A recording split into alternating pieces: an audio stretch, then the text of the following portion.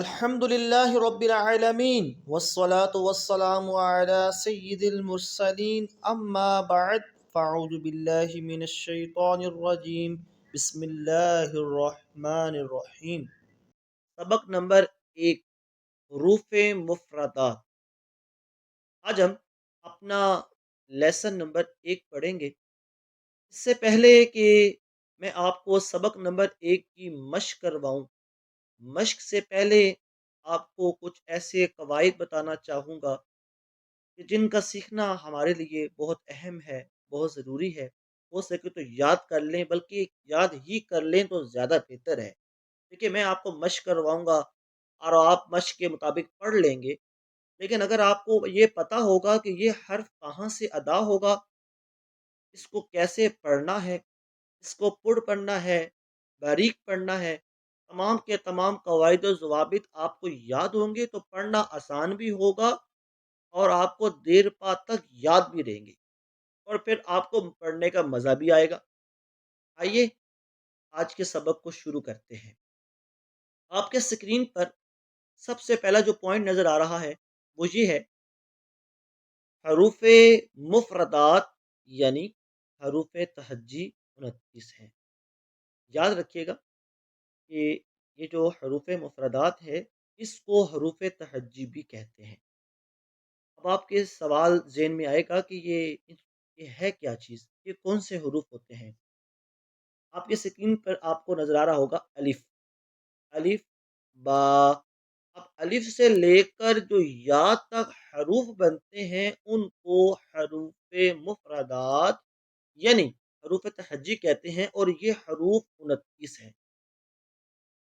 آگے point number 2، حروف مفردات کو تجوید و قراءت کے مطابق عربی لہجہ میں ادا کریں، اردو تلفظ سے پرہیز کریں، یعنی بے، تے، سے، ہے، خے، توئیں، زوئیں وغیرہ ہرگز نہ پڑھیں، بلکہ با، تا، تا، حا، خا، قا، ضا پڑھیں۔ یعنی کہ معلوم ہوا، اب آپ کو پتہ ہے کہ قرآن پاک عربی میں ہے، تو ہم نے جو پڑھنا ہے تو وہ عربی لہجہ میں پڑھنا ہے، نہ کہ اردو میں۔ ایسے اردو میں پڑھتے نہیں ہیں کہ بے، تے، سے، ہے، خے، توئیں، زوئیں، اس انداز سے نہیں پڑھیں گے، بلکہ ہم اس کو عربی لہجہ میں پڑھیں گے۔ کیسے پڑھیں گے؟ با، تا، تا، ہا۔ ٹھیک ہو گیا؟ آگے پوائنٹ نمبر 3،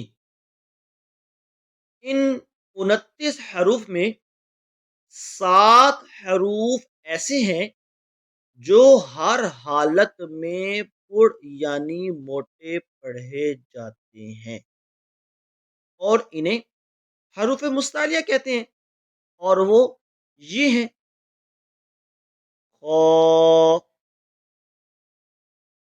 صاد،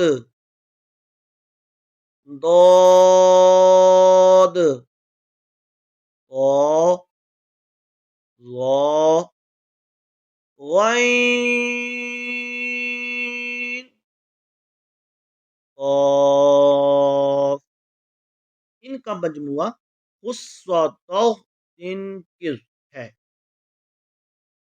اب جو پوائنٹ نمبر 3 ہے اس میں ہمیں یہ بتایا گیا کہ جو آپ نے حروف مفردات دیکھ رہے ہیں، آپ نے پڑھے ہیں، ان حروف مفردات میں 7 حرف ایسے ہیں جن کو آپ نے ہر حالت میں موٹا یعنی پڑھ پڑھنا ہے، اور پھر ساتھ ہی ان سب کو ملا کر ان کا مجموعہ بنا کر بتایا کہ ان سب کو یاد کرنے کا آسان طریقہ یہ ہے کہ آپ خود یاد کر لیں۔ پوائنٹ نمبر 4، ہونٹوں سے صرف 4 حروف ادا ہوتے ہیں: با، فا، میم، واو۔ ان کے علاوہ باقی حروف پر ہونٹ نہ ہلنے دیں۔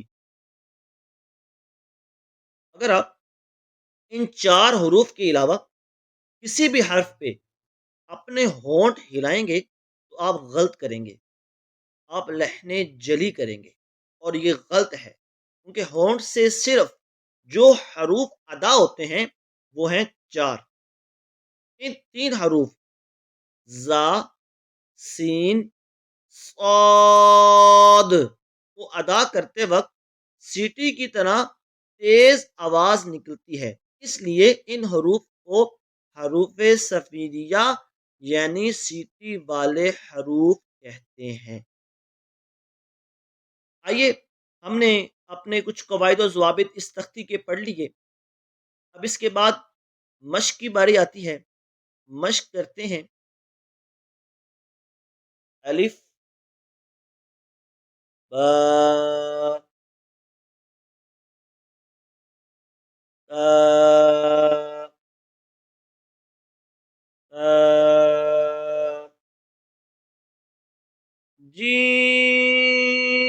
جیم.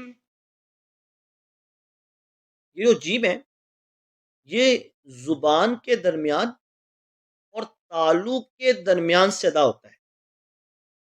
جیم. اس انداز سے میں پڑھ رہا ہوں، اگر آپ میرے ساتھ ساتھ دہراتے رہیں گے تو انشاءاللہ الکریم آپ کو فائدہ ہوگا. ہا. یہ جو ہا ہے اور جو دوسرا ہا ہے ان میں فرق ہوگا. ہا، او،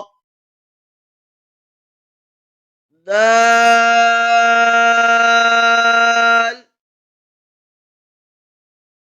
ہم نے یہاں جو دال کو کھینچا ہے وہ اس وجہ سے کھینچا ہے کہ دال کے اوپر مد ہو رہی ہے، اور انشاءاللہ مد کے حوالہ سے آگے چل کر جو ہے آگے اسباق میں اندر جو ہے ہم مزید پڑھیں گے کہ یہاں مد کون سی ہو رہی ہے، کیسے ہو رہی ہے. اس کو تقریباً آپ نے اپنی 3 سے 4 حرکات کے مطابق کھینچنا ہے. اب اس کا اندازہ آپ اس طرح اس انداز سے لگا سکتے ہیں کہ اپنی ایک فنگر جو ہے شہادت والی آپ کھولیں اور بند کریں، پھر دوسری، پھر تیسری، پھر چوتھی. اس کا آپ اندازہ لگا کر جو ہے آپ اس کو لمبا کر سکتے ہیں. کیسے؟ دال،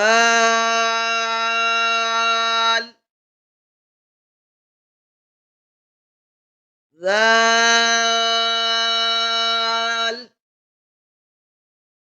را، زا،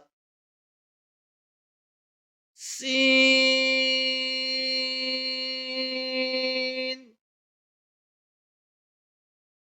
شین،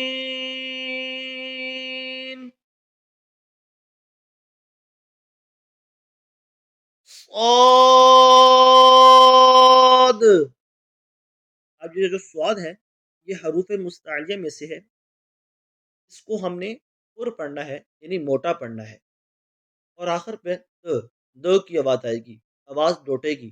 تو اس وجہ سے کہ دال پہ قلقلہ ہو رہا ہے، اس کے بارے میں بھی انشاءاللہ آنے والے آگے اسباق میں ہم پڑھیں گے. ضاد،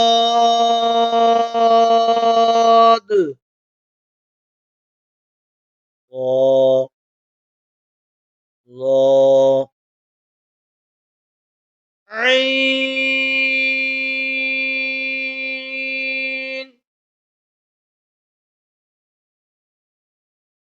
غین،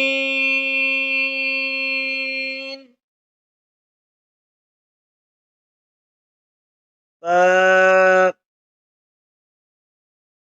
آپ میرے ساتھ دہراتے رہیں، انشاءاللہ آپ کو فائدہ ہوگا. قاف، کاف. ان دونوں میں فرق ہوگا کیونکہ یہ جو پہلا والا ہے قاف یہ حروف مستعلیہ میں سے ہے اور اس کو پڑھ پڑھتے ہیں ہر حالت میں، اور دوسرا جو کاف نظر آ رہا ہے آپ کو یہ والا باریک پڑھتے ہیں. لام،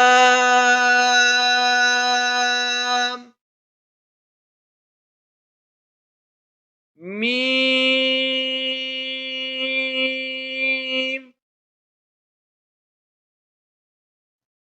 نون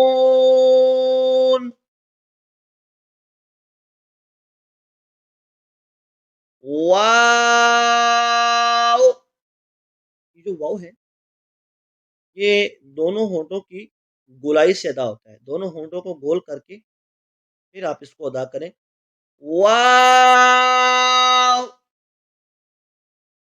ہا حمزہ یا.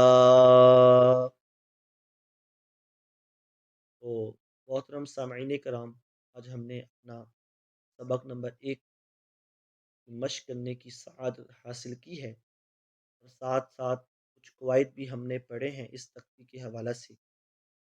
آپ سے گزارش ہے قرآن پاک کو درست انداز سے پڑھنا سیکھیں، اور سیکھنا چاہیے.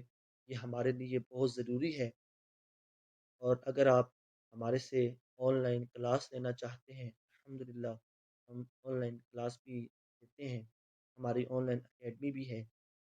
اس کے علاوہ ہمارے یوٹیوب پر انشاءاللہ الکریم آپ کو متنی قاعدہ کے اور قرآن پاک کے جو تلاوت وغیرہ ہے انشاءاللہ الکریم آپ کو ملتی رہیں گی.